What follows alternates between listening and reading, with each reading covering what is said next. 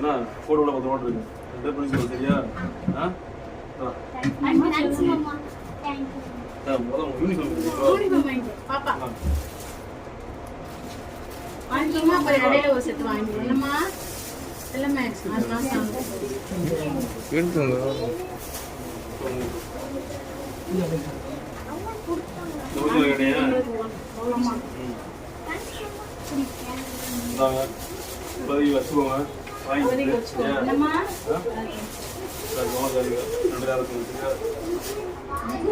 யாருக்கு வச்சுக்கோங்க. எல்லாரையும் பார்த்துட்டு நிக்கா.